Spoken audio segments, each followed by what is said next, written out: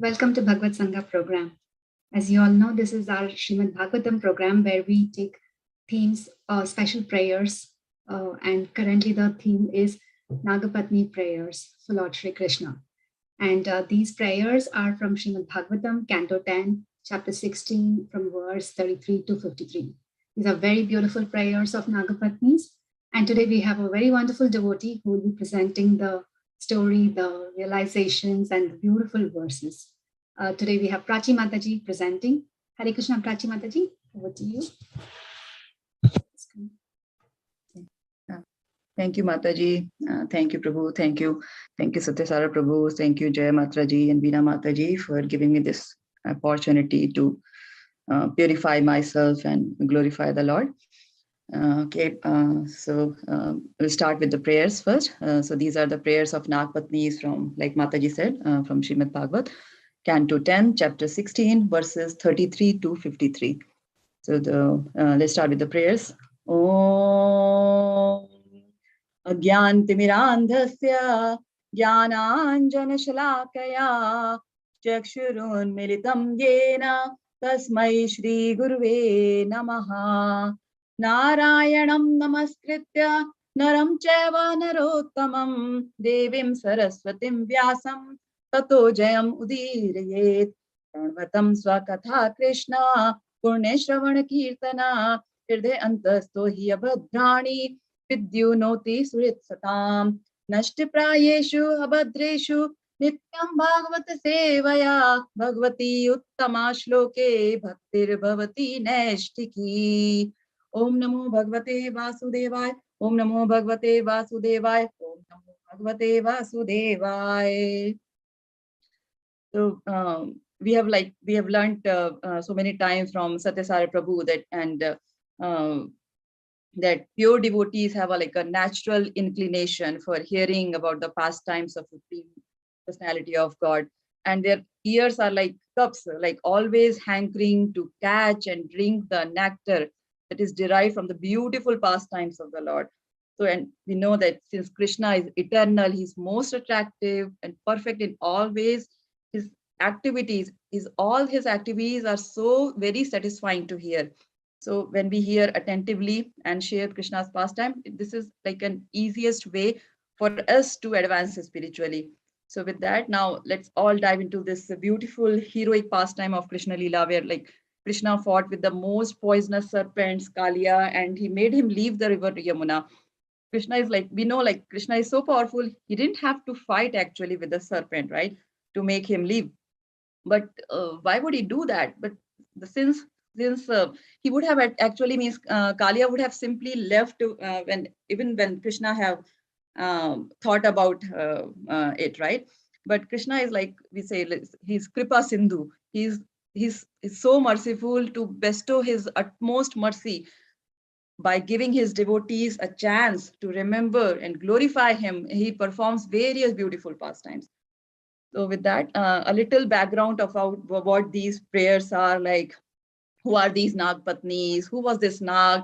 And how did his wives get the opportunity to come and glorify and say the beautiful prayers in front of Krishna, like Krishna face to face? So, so actually this pastime happened when Krishna was about 6 to 10 years old. Krishna, one day he went along with his friends, he went near the bank of a Yamuna river to tend the cows, and the cows and cow herd, they were like, got very thirsty after a while and wanted to drink some water from the Yamuna river. But this Yamuna water, it had been so much contaminated with poison, and they all fell unconscious. And on the bank of river, they were just lying. So Krishna mercifully, like he glanced at them and he brought them back to life, and all of them regained their consciousness. So now, like, why was this happening? Because a very poisonous black serpent named Kaliya used to live in the river Yamuna. He was so poisonous that the entire area surrounding the river became dead. And due to the poison coming due to this poisonous Yamuna, became all polluted and emanated poisonous vapors actually 24 hours a day. And as a result, all these nearby plants and trees and grass, everything became dead. So seeing this, Krishna, he climbed up the Kadamba tree, which was the only tree to be alive. Like some people say that since Krishna touched the Kadam tree, it became alive, and there are certain thoughts like Garun has put some nectar around the tree, and so that he knew he knew about this pastime is going to happen, or I'm thinking maybe the tree was some pious soul, and Krishna wanted him to include in this beautiful pastime, right? To give him some service. So he was so lucky. He was a lucky tree, definitely. So, anyways, like Krishna, saw this Yamuna river all polluted. He immediately jumped into the water, and due to Krishna's unlimited strength, the river overflooded its bank, and like up to a distance of, they say, like 100 yards, and like as if something very heavy had fallen into it. So, and Krishna started swimming in the water, and then he made a tumultuous sound inside the Yamuna, and this sound was like so intolerable for Kalia that he could understand that this was certainly some attempt to attack his home. Therefore, he immediately came before Krishna. And Kalia saw that Krishna was indeed worth seeing, because his body was so beautiful and delicate. It was like color of that dark clouds, and his feet resembled lotus flowers. He was decorated with Shrivat's jewels, yellow garment. He was smiling with beautiful face and was flowing in the river Yamuna with great strength. But in spite of Krishna's beautiful features, Kalia felt great anger within his heart, and thus he grabbed Krishna with his mighty coils and bit him on the chest. When Krishna friends like saw this, they just could not bear it. They fell down on the ground and became unconscious. Means the thing was, they had dedicated everything to Krishna. Their lives and everything was only and only for Krishna. And when they saw him in that condition, they just became so much overwhelmed with fear, and they just fell down on the ground. All these cowboys, means not just the cowherd boys, even the cows, the bulls, small calves, they all became overwhelmed with grief, and they began to look at him with great anxiety. And when Nand Maharaj and Yashoda Mata and other cohort boys later, they were informed about this situation that Krishna has jumped into the Yamuna river. And so they all also became very anxious. They loved Krishna more than their lives. And for them, he was their like beloved innocent little child, right? And they all were like dearly so much attached to Krishna. So because of their great attachment for Krishna, they thought like today Krishna is surely going to be banished. They did not consider Krishna as some supreme lord. They had this natural attachment and attraction towards him as a mother or as a father, right? And so all the inhabitants of Vrindavan, they began searching out for Krishna, and they found Krishna's footprints. They saw, okay, they had flag, bow, and the conch shell. The Krishna's feet are always special. Everything is special about him, right? We all know. And then they moved quickly, like towards the bank of Yamuna. So they saw that all these cows and boys were like weeping, and Kalia had gripped Krishna in his coils, and they became overwhelmed with grief. Like they felt that all the three worlds had actually become vacant. Means like we can see from this, like the level of love and attachment they all had for Krishna. Every moment of their lives was spent in being with Krishna or thinking about Krishna, and Krishna was there in their every breath. And when Mother Yashoda, like she saw, and she just wanted to just immediately enter into the river Yamuna, but people stopped her, and she became helpless, and she just fainted over there. Right over there, we can see in this picture. And Balram stopped.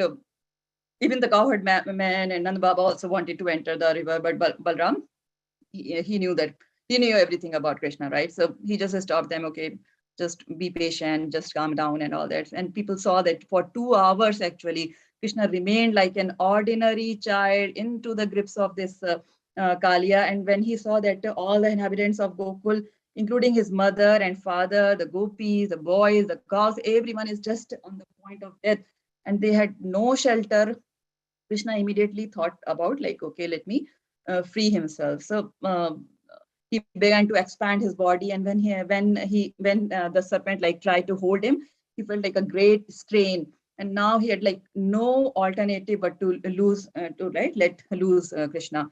So from this, like we can see that like how soft-hearted Krishna is. he's people, right? We say, we have heard one of the names of the Supreme Lord as Deen Dayal, like merciful. He's so merciful that when he sees that his devotees are in some trouble, when he saw that all these gopis and everyone is like fainting, they are almost going to leave their life air. So he immediately take actions, right, to remove all their suffering and pains.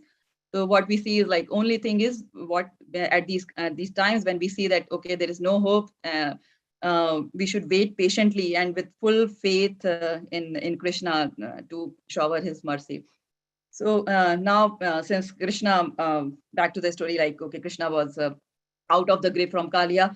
The Kalia became like so much angry, and he was like, okay, he expanded his hoods, and he started exhaling like poisons, fumes, and from his nostrils.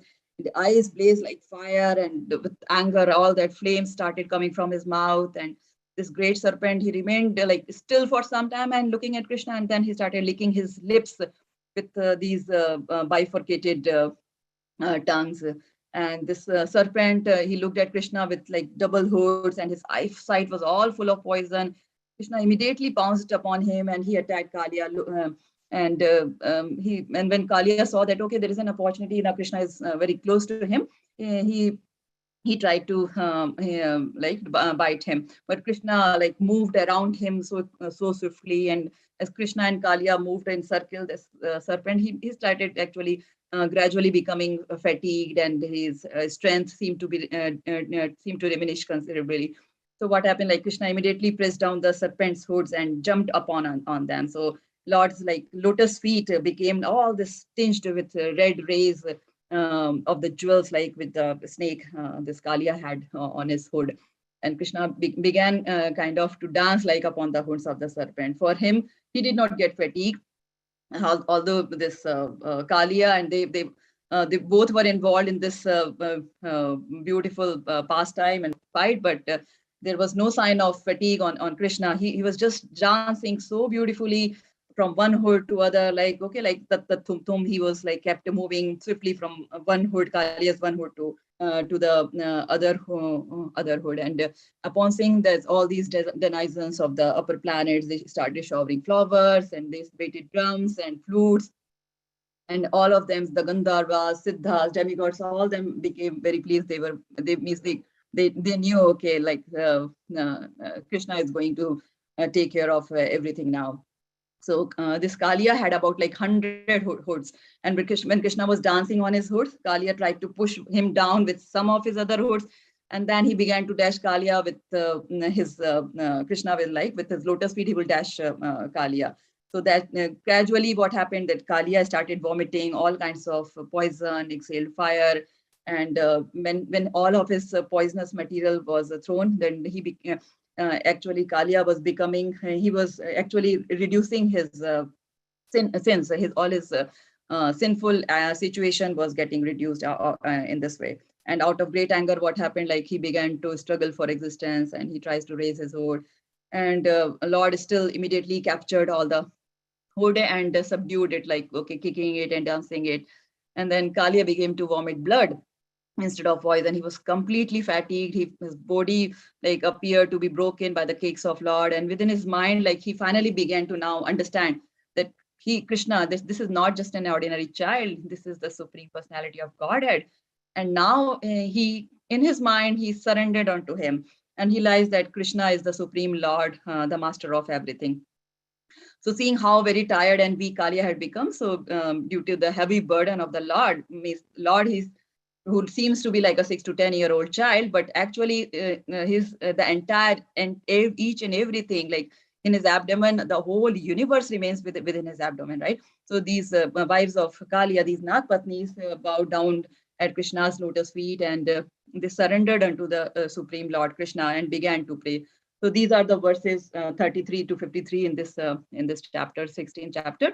And these Nagpatnis were like great devotees of Krishna, and they were means we are reading and trying to understand these prayers, because we know that Krishna was so pleased by these prayers that he not only released Kalia from his punishment, but also removed all the dirt from his heart, right? And after being purified, Kalia surrendered to Krishna's lotus feet and said that he's ready to accept whatever Krishna desires for him. He's ready to. That was the mode of surrender.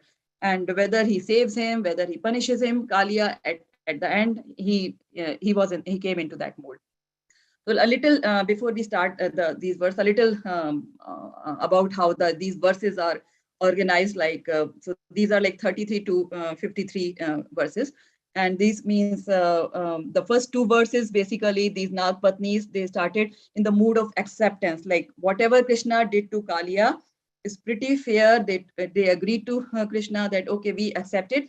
That whatever you are doing is pretty fair, and whatever you are doing is actually your mercy. So text 33 and 34 basically mostly talks about shows this kind of mode about Nagpatnis. And then the next two, 35 and 36, they express like, okay, they express their astonishment and confusion, like, okay, why is the contradiction? Kalia is a great servant, and how come Krishna is giving his mercy, his lotus dust onto him? So all this contradiction was going on. And then from like 37 to 38, 37, 38, these two verses, Nagpatnis now actually started to humbly glorify Krishna, and they began with they began to glorify from Krishna's lotus feet. So this looks like their mood of like taking shelter unto him, right? They're bowing down to his lotus feet. So they started the prayers from beginning, glorifying the lotus feet of Krishna and how it can help us to come out of the birth and cycle. And then 39 to 50th, it's all about glorifying and offering obeisances to Krishna, and Nagpatnis are doing that. And the last three verses, they are like, okay, forgive us. We understand that our husband is foolish and he's very ignorant, but we love him dearly. So please forgive him. So they were praying in this manner. So with that, let's start with the text 33. Yeah, sorry. Yeah. The Nagpatne uchuhu न्यायो हि दंडाकृत किल्बिषे अस्मिन् तव अवतारा खल निग्रहाय रिपुः सुतानाम् अपि तुल्य दृष्टिर् दत्सेदमं फलमे flame अनुशंसन एव अनुशंसन. The wives of Kalia, serpent said, the punishment this offender has been subjected to is certainly just. After all, you have incarnated within this world to curb down envious and cruel persons. You are so impartial that you look equally upon your enemies and your own sons. For when you impose a punishment on living being, you know it to be for his ultimate benefit. So some highlights, some understanding from these verses is these Nagpatnis begin these prayers by accepting that whatever Krishna does is just, is certainly fair, is certainly just. And Krishna is impartial. They understand it like, and he's tulya drishti, like having the equal vision. And even his punishment is actually kind of a blessing for the living beings. We have so many examples in Bhagavatam. Kunti Maharani, where she asks Lord to give more suffering, so that because she knows the suffering, when sufferings are there, Krishna will be always there with her. And Prahlad Maharaj, in spite of those so many sufferings, he never got disheartened or fear like. These Nagpatnis clearly know about it, and so that his punishments, Krishna's punishments, are basically for removing the impurities from our hearts that are like sorted from our past millions and millions of our lives. And next, text 34.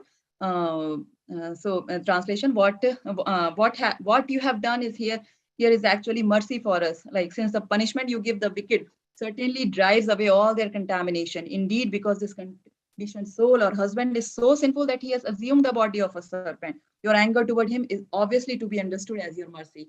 So here again, Nagpatnis accepted Krishna's anger towards Kaliya as his mercy. And this is the mood of the great devotees. They consider that when Krishna is punishing them, they get some suffering.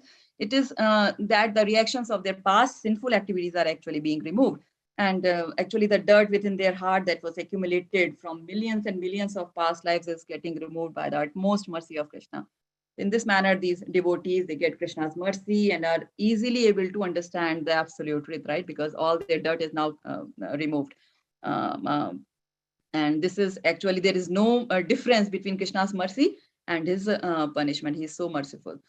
Text 35 and 36, the understanding about this these verses is like, these Nagpatnis were at this point, they were astonished to see the contradiction that Kalia's birth as a serpent must be because of greed and various past sinful activities. But how come like Krishna is lotus feet are touching Kalia's hood? Like this was like very contrary, right? So they were really astonished, and they were asking, they are asking Krishna in these verses.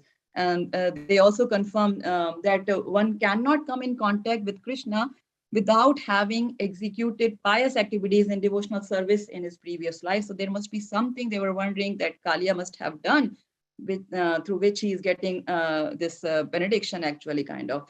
So one must give up all the pride, like become as humble as a straw of a grass, then only he will be able to please and attract Krishna. And we know that Chaitanya Mahaprabhu, right, they say like, okay, Hare Nam, Hare Nam, Hare Nam eva kevalam, kalau nasti, eva nasti, eva nasti, eva gatiranyatha. In this age of Kali, the simplest and only way to please Krishna is chanting his holy name. Hare Krishna, Krishna Krishna, Hare Hare, Hare Rama, Rama Rama, Hare Hare. Simply by desperately chanting Krishna's name, one can lose all the taste of material sense gratification, right? All these activities, all this, it will automatically get decreased. And the higher taste for love of Krishna will automatically appear. So all these material desires can be given up easily in this manner by surrendering unto Krishna. So next verse, text 37. न नाकपृष्ठं न च सार्वभौमं न पारमेष्ठ्यं न रसाधिपत्यं न योगसिद्धिर् पुनर्भवं वा वाचन्ति यत्पादरजा प्रपन्नः. So this is basically like a prayer, like, okay, Krishna, please let me be a small speck of dust under your lotus feet. So here these Nagapatnis are basically describing the importance of the dust of lotus feet of Sri Krishna. Krishna is so attractive that one who have attained the dust of Sri Krishna have no room for any other desires. Like, and in Bhagavatam, we have example of Dhruv Maharaj, where he mentioned in his prayers that I had been searching out some pieces of broken glass, but instead I found the most valuable jewel. I'm therefore fully satisfied. I do not wish to ask anything more from your lordship. So this is the a mood. This is the similar kind of mood where what Nagpatni is talked about in this verse. Next is text 38. So this text 38 is the Nagpatnis, they talk about like why the cycle of birth and death, right? And how to come out of it. This question is they give the kind of the answer for this question. So the translation, O Lord, although this Kalia, the king of the serpents, has taken birth in the mode of ignorance and is controlled by anger, and he has achieved that which is difficult for others to achieve, embodied souls who are full of desires and are thus wandering in the cycle of birth and death, can have all the benedictions manifested before their eyes simply by receiving the dust of your lotus feet. So we see that we are wandering into the cycle of this birth and death again, and millions of lifetimes, right? We are doing that because of our, and that happens because of our own desires for sense gratification, right? The only means to come out of this cycle of birth and death is to surrender at the lotus feet of Sri Krishna. And we see that the basic nature, actually, the basic nature of the soul is like to always remain active. When the soul is inside the body, only the body is said to be active, right? When the soul is lost, it is called as dead, right? So the basic nature of the soul is to remain active and cannot be stopped even for a moment. So just controlling our desires and detaching from everything is not going to help. It's not at all easy. It's not going to work for a long time. So however, if we engage our soul in its original activity, and what is that? That is the loving Krishna, surrendering unto his lotus feet by doing devotional services to please Krishna, all these other lower tastes, gratification, all these sense gratification will be automatically diminished gradually. So next, text 39. Namastubhyam Bhagavate Purushaya Mahatmane Bhutavasaye Bhutaye Paraye Paramatmane. So I will, in the interest of time, I will just go to the understanding part. here the understanding is like Krishna is transcendental and he has his internal form called Sachidanand Vigraha. He's full of all opulence and he's the proprietor of all wealth, he's the owner of all energy, and he's most intelligent and full of knowledge. And but he remains aloof of all the entire material system. All these material activities are conducted due to the three modes of material nature, and which are emanated, these three modes of material nature, the goodness, passion, ignorance, all these three modes are emanated basically from a Krishna himself. And but these modes of material nature do not affect Krishna at all. He stays aloof of all this. And due to materially contaminated senses, we cannot see his form. But he is seated in everyone's heart as super soul, and he is the supreme observer of all our activities, forgetfulness, remembrance, everything comes from him. Next, text 40. So Gyan Vigyan Nidhaye Brahmani Ananta Shaktaye Agunaye Vikaraye Namaste Prakritaye Cha. So here, this is actually obeisances unto you, the absolute truth, who are the reservoir of all transcendental consciousness in potency and the possessor of all unlimited energies, although completely free of material qualities and transformation. You're the prime mover of material nature. And in Bhagavad Gita, it reminded me of Bhagavad Gita 9.11, where Krishna says that fools deride me when I descend in the human form. They do not know my transcendental nature as the supreme lord of all that be. But we see that Nagpatnis, they were definitely not fools. They were great devotees, and they knew that Krishna is transcendental. Text 41. Kalai kale nabhaye, kalai kakshine, vishwaye tadupdrashtre, tatpratre vishwahetave. Understanding, Krishna can never be limited by time. He is time himself. In Bhagavad Gita 9.11, sorry, 8, this is 14 point, sorry, this is 11.32. He says that time I am, the great destroyer of the worlds, and I have come here to destroy all people with the exception of you, the Pandavas. All the soldiers here on both sides will be slain. So this is what Krishna is saying, that I am the time, and kind of similar what Nagpatnis were talking and while glorifying Krishna. Next verse, text 45. Nama Krishnaya Ramaya Vasudeva Sutaya Cha Pradyumnaya Aniruddhaya Satvatam Pataye Namaha. So Nagpatnis were well aware that this little child Krishna is the supreme personality of Godhead, who appears as different incarnations in every millennium as Lord Krishna, Lord Ram, sons of Vasudev, Lord Pradyumna, and Lord Aniruddha. So in the interest of time, the last two verses I will jump up to.